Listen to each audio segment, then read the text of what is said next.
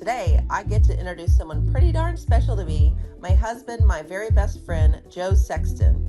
You know those people who look like they were born in a boardroom? That's absolutely not Joe. Before he was running global sales for McAfee, before the billion-dollar startup outcomes, the exits, and the accolades, Joe was hustling through every job you can imagine, from childhood through college. He was 7 years old selling National Enquirer newspapers on a street corner outside of a grocery store. In this episode, we're going all the way back. Psych ward night shifts, breaking up knife fights, controlling stampedes at rock concerts, and paying every single penny of his way through college. These weren't just jobs, they were the moments that shaped the man, the leader, and the legend. He's an amazing husband, a devoted father, a fighter, and someone still the most grounded guy in the room. Joe Sexton built his career from scratch, and trust me, it's a wild ride. So let's kick things off with part one, the story of how it all began. Welcome to your own home, Joey. Good to be here. So I ended up quitting my job when we got married because you were traveling 80% of the time. Yeah. And Global. yeah, globally. Yep. And, I had been married before, you'd been married before. And, we just didn't want to start this relationship of, okay, you're gone 80% of the time and start this new marriage. So I quit my job and traveled with you. Yep. So I have really witnessed so much of your career, your success. But one of the funniest parts of it is when you're on these calls and all of a sudden your Kentucky accent comes out and you say these craziest sayings. And I'm like, where do you come up with these sayings? And what's the funny about it, like you'll be talking to somebody and they're like, they have to act like they know what you're talking about. But a couple of the sayings I want to mention. You're on a call. This is you. Well, that's about as useless as tits on a boar hog. Yeah. I was like, that's one of them. Yeah. Bad breath is better than no breath. Correct. What does that even mean? I mean, I know what it means, but No breath is better than bad breath. In other words, when people would be hiring people, I would tell them, don't hire somebody just to fill the spot because bad breath is worse than no breath. In other words, if you hire somebody that's not good and 6 months later you got to fire them or part ways with them because they're not working out, then you've wasted 6 months of your time. And what I was trying to get across to them is wait. And even though no breath is, a little painful because you got an open spot, in the long run, it's way better. Okay, circle back then. I have to ask you. That's about as useless as tits on a boar hog. You have to explain that one. Well, a boar hog is a male hog. So what's a male hog going to do with, tits? I don't know. It's kind of useless. But you would just like randomly say these on these calls. Yeah. Yeah, it was funny. Mike Fay, obviously, he's a very good friend of mine. He and his coworkers that worked for me at the time, they put together this video called Josetta Stone. And we were at a kickoff at McAfee, and there was 2,000 people thereabouts, a lot of people. And I was in the front row, and I didn't know they did it.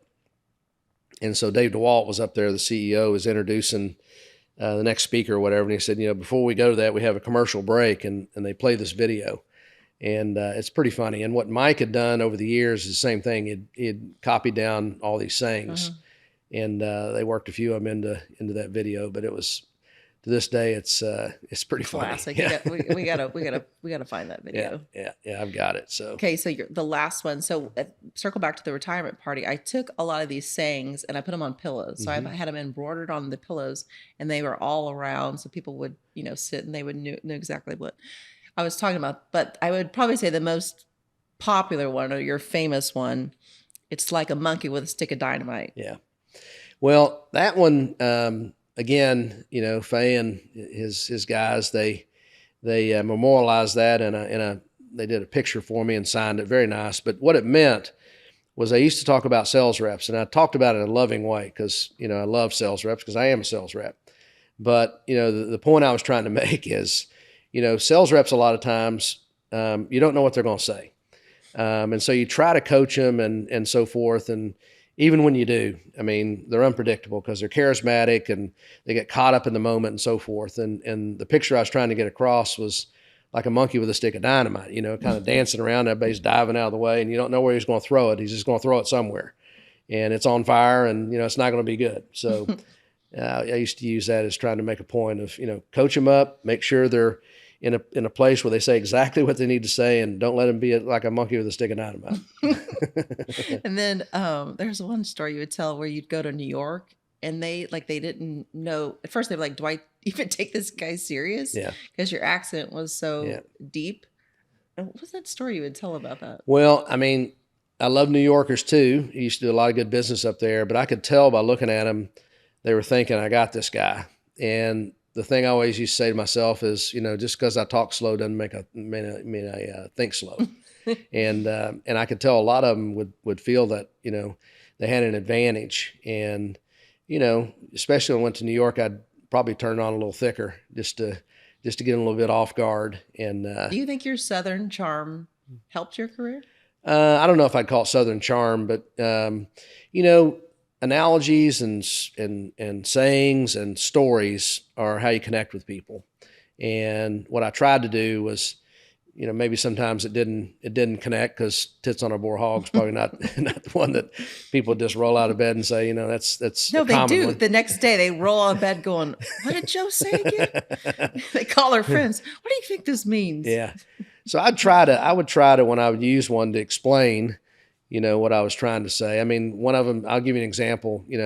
If you see a turtle on top of a fence post, he didn't get up there by himself. So the whole thing I was trying to get across was that somebody had to put him up there, right? And so he sees somebody at the top or sees somebody succeed. It's not just that person; it's the team around them that got him up there. So anyway. I remember when we first started dating, you would tell me these stories, and I'm like sitting here across from you going, who is this guy? You would tell the funniest stories. So I had this picture of you. You showed me, I guess, probably probably the 70s. And you look like you're maybe, I don't know, 18, 19. Yep. And you have like the long hair and the suit. Leisure suit. What's it called? It's called a leisure suit. What does that mean? Well, it's a sports jacket with wide lapels, and then the shirt was a open collar, wide lapel. And if you live back in the 70s and you know what it was, but it's kind of was the look. And looking back on it now, it's pretty ridiculous. Yeah, but that makes me think of you grew up going to concerts. Yeah. Okay, so I didn't go to concerts really at all growing up, but your leisure suit, the look, like it just reminds me of you always telling me these stories, like you and your buddies would just sneak off and go. You have this huge love for music. Yes. Where do you think that came from? Kentucky actually has a lot of musicians that come, out of there. I mean, in my hometown, there was Billy Ray Cyrus. I mean, I'll never forget. Me and my good friend Jerry Vance were at the community college where we went, and we were playing foosball, and Billy Ray was standing across from us. We were playing against him, and Jerry's like, "Billy Ray, where are you going tonight?" And he said, "I'm going over to the Holiday Inn over in Ironton, Ohio," and we called that the Lizard Lounge. And we were like, "What are you doing over there?" He goes, "I'm playing my music." And we were like, "Man, that's rough." And he goes, "No, I'm gonna make it big someday." And we just laughed and got a big kick out of that. Well, I think Billy Ray Cyrus, I knew somebody that knew him, and I think the song "Achy Breaky Heart" made him over $30 million. Wow. Now, he's made a lot more since then, and then of course Miley was his daughter, and her grandmother grew up in Ashland, Kentucky. I think the Judds are from there, and just all kinds of musical talent. So anyway, we had a big love for live music. And I think I went to my first concert when I was 14 or 15. It was called Yes, was the name of the band.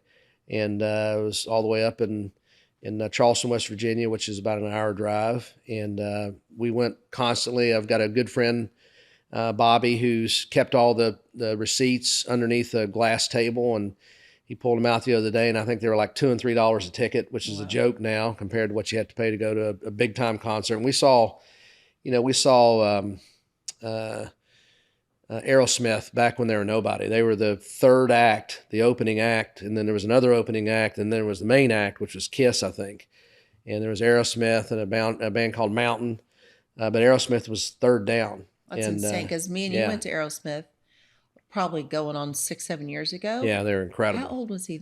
Well, let's see. Back then, This was back in probably 1972 or three, somewhere around in there. And all those years later, his voice, I mean, you couldn't tell the difference. It was amazing. Yeah, and then when we went to the concert, well, you were so amazing. Like I love music now, I love live music. It's really because of you. But Aerosmith, if someone's like, wow, how many concerts do you think we've been together? Probably a good 30 or 40. Yeah, something 30, like 40. That's a lot, Yeah. for being Yeah. together 11 years. But they'll say, what's one of your favorites? And Aerosmith that. Yeah. is it. Yeah. He was probably 72 or something like that. Yeah. And you couldn't We tell had the those difference. great seats, and he came up from the ground, Yeah. and the smoke was all around him. Yeah. What was that song? Dream On. Oh, yeah. And he had the guitar, and his guitarist. Yeah. I'm trying to think who the lead. Oh, Joe Perry. Joe Perry, yeah. Was playing the guitar, and Steven Tyler was playing the piano, and Joe Perry was on top of the piano, and the sparks were going off, and it was pretty amazing. That was one of the best memories ever. Yeah, but I remember one time I was on a family trip with my parents and sisters. I think I was probably 14 or 15 at the time, maybe 15, and we were in Myrtle Beach, South Carolina. And unbeknownst to my parents, I thumbed, which was kind of a thing to do back then. I thumbed about an hour away to see Marshall Tucker, the Marshall Tucker Band. They're from South Carolina, and they were one of my favorites. And thumbed and watched them, and came back, and parents never were the wiser. And then what's that one story? Speaking of like you always worked, and no matter what, where you were selling T-shirts and like something broke out or fight Well, broke out? I paid my way through college, and in order to do that, it was a combination of either jobs that were assigned by the college. I mean, I was in a mental hospital for one of them, which is pretty good stories there. But and then one of the jobs was selling T-shirts and hats and so forth on behalf of the band, and it was really kind of neat because I got to meet a lot of the band themselves, Roger Daltrey and Pete Townsend of The Who. I never forget when they were getting ready to do their concert. The only downside, I couldn't watch the show because I was out there selling T-shirts. But before the show, I was bringing some shirts out to the outside there, and they were doing their sound check. And I sat down in the front row, this big arena, and they did my favorite song, Eminence Front, and played the whole thing. And I felt like they were, playing in my living room. So I had some good experiences like that. But then on the downside, there was one time where I'm trying to think of the guy's name. It was Neil Young, and he was kind of famous for showing up drunk. And sure enough, he did this time. He was late. Crowd got real rowdy. Came out and he couldn't perform, so he walked off the stage. Well, the crowd rioted, and they came out the portals, and here we were standing in our booths, and they're all mad. And so they came over the booths and started yanking, grabbing the T-shirts and so forth. And I was managing the booth, and they were like, "What do we do?" And I said, "Run." We're not getting paid enough money to sit here and defend, T-shirts. So there was some good stories like that. But yeah, it was a way to make money and pay for college. And we would travel, an hour or 2 hours away sometimes and work these shows. And I remember after the Who concert, because I was the manager and I was responsible for depositing the money. And I think it was $250,000 in cash that I took under the arena to this deposit box over at this bank. But it was still, kind of nervous with that kind of cash money. Mm-hmm.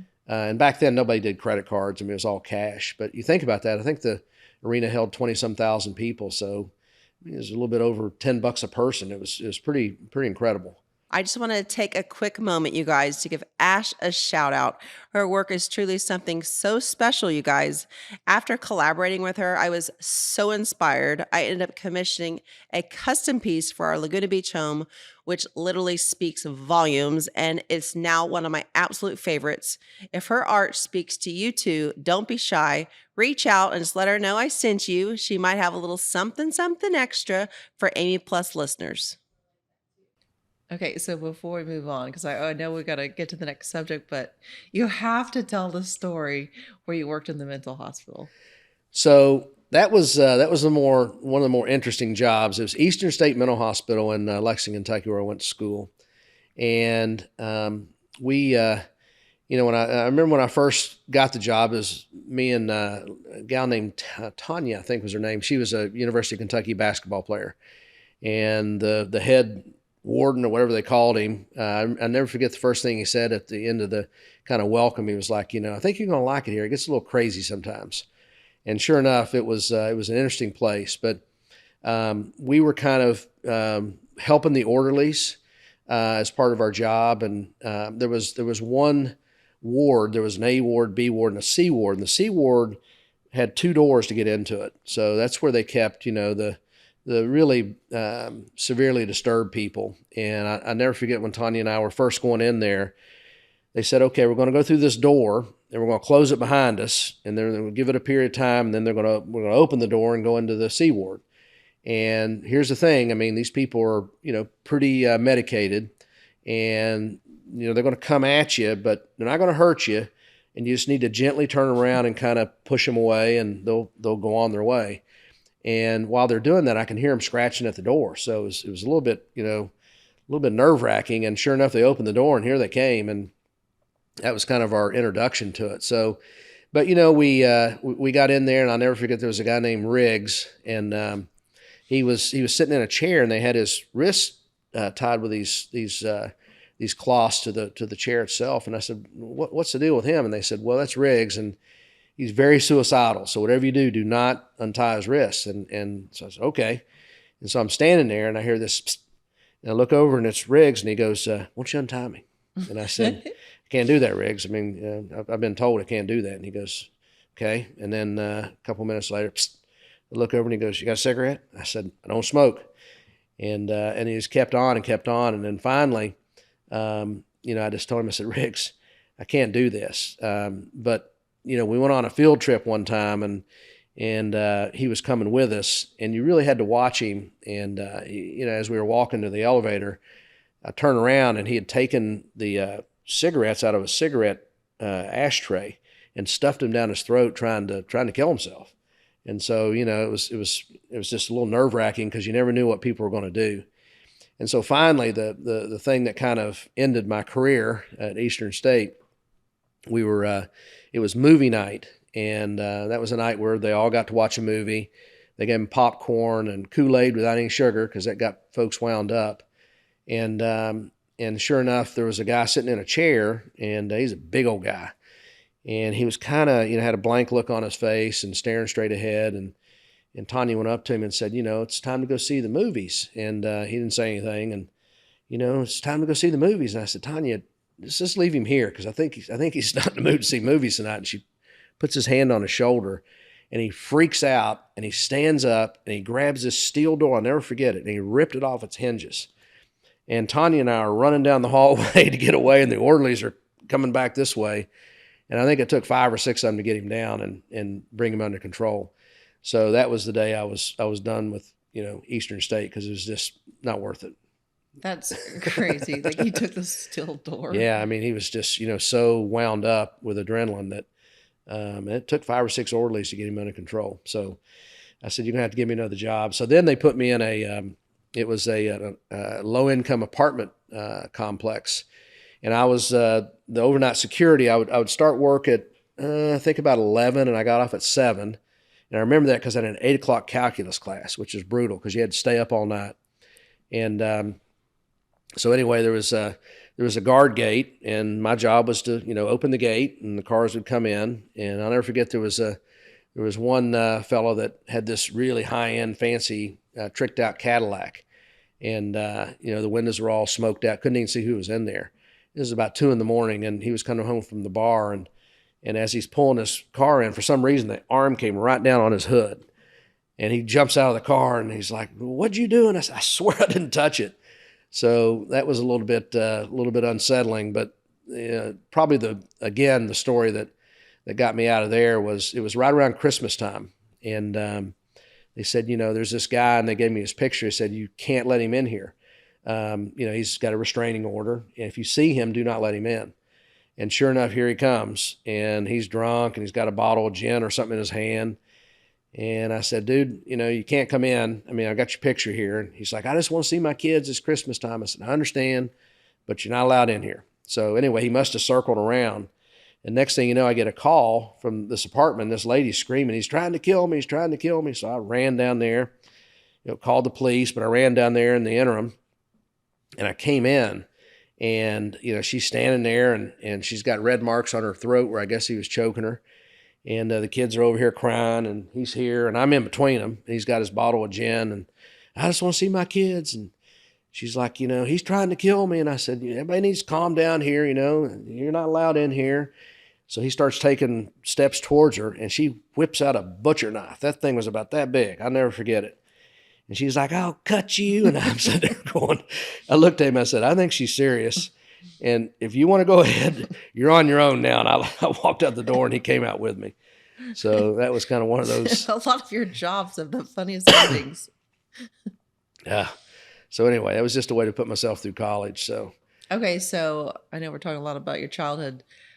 I grew up where, in high school, like I just knew I was going to go to college. It just wasn't a thing. My parents went to college, which I talked to my dad about on the podcast with him, because him and my mom are the only ones that ever went to college in their family, which that tells you how much it affects generations. Yep. So,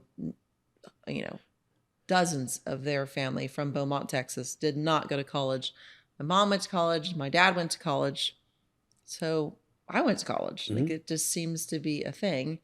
And then with you, I think it's pretty similar. I don't think a lot or many. I don't know if my dad tried to talk me out of it. Yeah. So what did he say to you? Well, nobody. He didn't go to college. He dropped out and joined the Air Force and got his GED. And my mom finished high school. But he. I remember when I came home, said, I think I'm gonna try this college thing. And he said, what are you gonna do that for? And I said, well, it seemed like a thing to do. All my friends are doing it. And he said, well, you can't make any money doing that, because he was used to making commission only.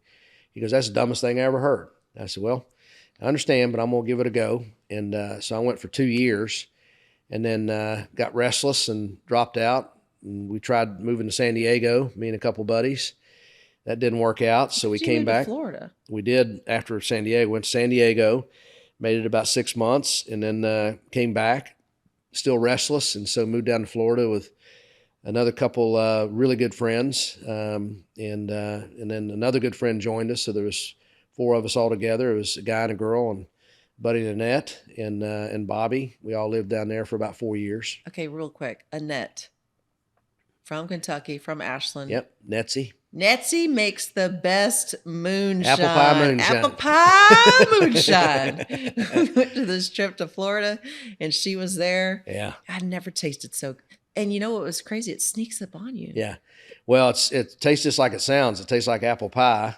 There's no burn to it or anything, but it's moonshine.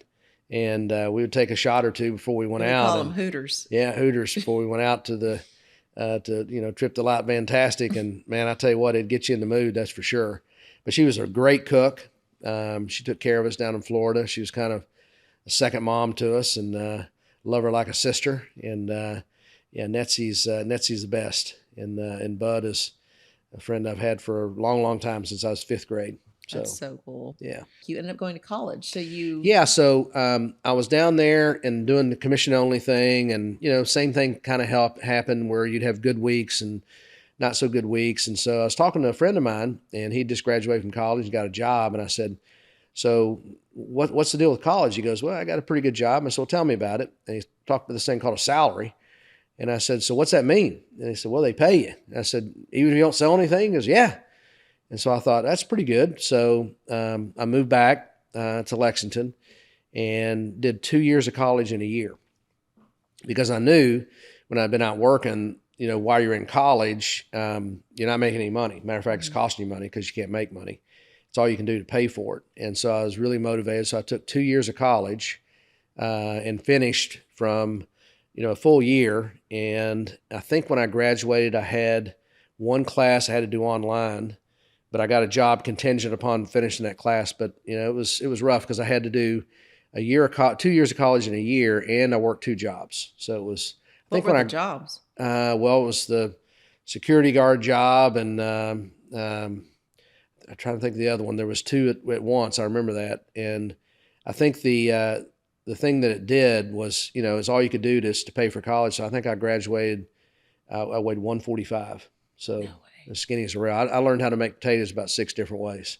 Oh yeah. my gosh. Bake them, fry them. And you graduated from Saute them, saute them, scallop them.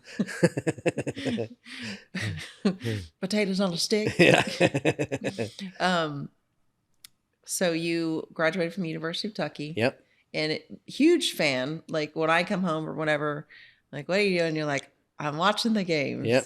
You think the biggest passion for the basketball team. Yep. Whether they suck or not. Yeah. I mean, it's just something you do when you grew up in Kentucky. It's part of the culture. And it's funny because everybody's knowledgeable. My mom was one of the biggest fans. She would call me on every game and say, "You're watching the game." And it's really funny because even older women like her, they were very knowledgeable. Like, you're watching the game with her and it's like, he walked, or, that was a turnover. He double dribbled. She never probably played basketball. She did in high school. That's right. She did play in high school. Yeah. But anyway, it's just part of the culture. Everybody knows. Yeah. Yeah. Gosh. Okay. So the other day, Kentucky was playing Arkansas. Yep. And Calipari is the new coach at Arkansas. Yep. And I was like, I hated that he won. Yeah, that was Arkansas rough. won. It was rough because it's funny. I was watching a documentary on Arkansas basketball and him, and it was all centered around the game, which was going to happen later in the year, which was the return of Calipari to Rupp Arena in Lexington, Kentucky. And sure enough, I mean, they were heavily favored to win, and these 3 transfers that went with Calipari were motivated to, show them differently. And they did, and they won the game, and it was very painful. So painful. Because how long was he at Kentucky? He was there 12 or 13 years, maybe longer. And how many championships did he win? One, but he took him to the Final Four a few times, and he's a great coach. But I think in college basketball, a lot of times you just kind of run out of runway, and it's time to make a change. What's that one stat though? It's incredible how many NBA draft players he had. Yeah, he had by far the most number one first round draft choices in history. And I think one year's All-Star game, he had out of, I'll call it 30 players, he had like 12. I mean, it was crazy. So okay, he could recruit. Speaking of basketball. Yeah. So when we first met, you obviously knew I was very athletic. Yep. I was playing a ton of sand volleyball at the time. Your love for basketball, what did you think when we started hooping it up together? Well, you're a freak when it comes to shooting. It's. I think I've beaten you twice in horse. How many times have we played? A bunch.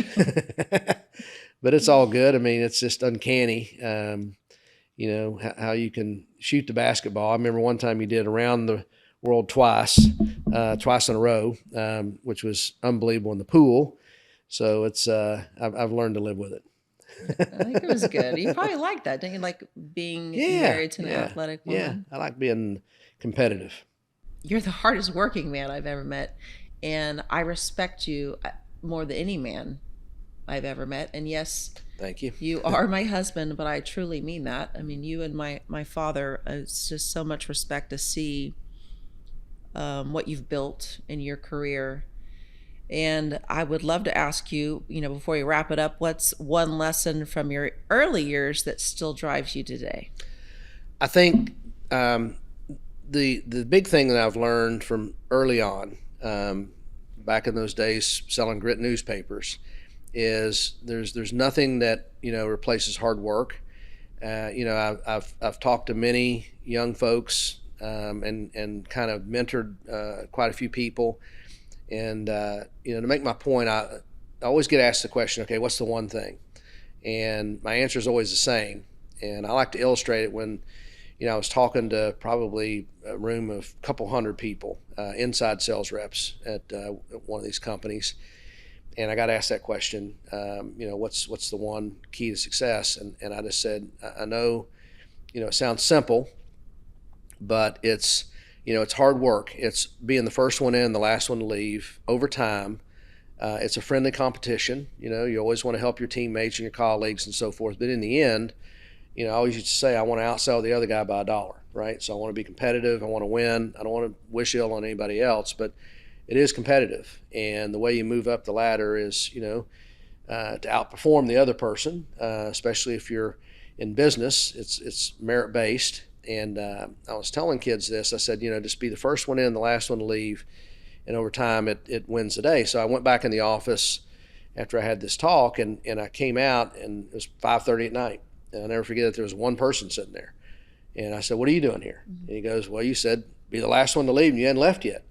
And I said, huh, that's pretty impressive. And so I left, and then he left behind me.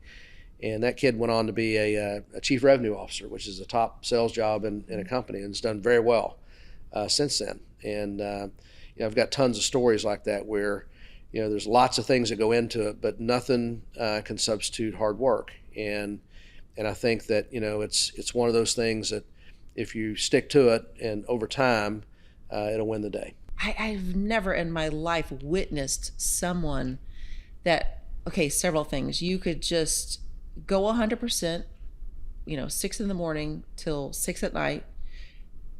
And one thing that really helped our relationship personally was you'd get back to the hotel or to wherever we were. We used to live in San Francisco, and you were able to just, shut it off somehow.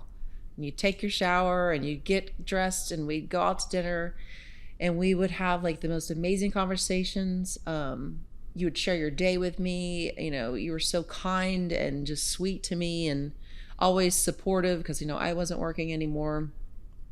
And I would like for you to say, the last thing, like some type of advice for that, for a husband. Do they shut it off when they get home? Well, I think a couple things. I think that you helped me way more than you'll ever know, because I used to bounce things off of you, and I really trusted your advice and opinions, and tried to simplify it to the point where you understood it, what you did, and really helped me. And that was just that sounding board, because a lot of times when you're at the top of an organization, who you have to talk to, right? Mm-hmm. And so you're very, very inspirational, and this helped me a ton. I think the other thing is, you have to learn to, from a stress perspective, to be able to shut it down as best you can. You can't do it 100%, but it's the only way you can kind of keep your sanity. I will tell you that, there's trade-offs. I mean, certainly looking back, and, when I was raising the kids and so forth, that was one of the things that was, the downside. And I'll never forget, one time it was Halloween, and I'm up in Columbus, Ohio, visiting a customer. Of course, it was one of those, it's the only time you can see him, and he's the big cheese, and it's the only way you can get this deal. And I'll never forget talking to my daughter, Emma, and she's like, "Are you coming home for trick or treat?" And I'm like, "No, Daddy's in Columbus, Ohio, and I'm closing this deal." And she's like, "Well, who you seeing?" And I told her, and I said, "Does he have kids?" And I said, "Yeah." And she goes, "Well, is he trick or treating?" And I'm like, "Yeah." And I never missed another Halloween. And the thing I always tried to do with both my kids is I tried to coach them, and I tried to, carve out time. I hate the word quality time, but still, coach them and be able to, see them, even though I was traveling in those days, a lot. And I would tell my admin, here's the kid's schedule, block these days out if there was games during the week. When I coached them, I would gather the parents around and say, now practice is going to be on Friday night. I know a lot of you aren't going to like that, but it's the only time I can, make sure I'm here. And for those who, want to do differently, step forward and you can coach. Nobody ever did. So, tried to carve out quality time that way as well. So I have a saying that, you manage your calendar, don't let it manage you. Okay, so wrapping up the next podcast, for sure, we're going to dive deeper into your career, because I think it's so interesting, you growing up in Kentucky, your childhood, and then how you got to where you are now. And of course, I want to talk about how we met and our marriage and our love story, and dive in a little deeper on that. And it's been so amazing having you in your own home, sitting down for a podcast. And I really appreciate it. And I love you.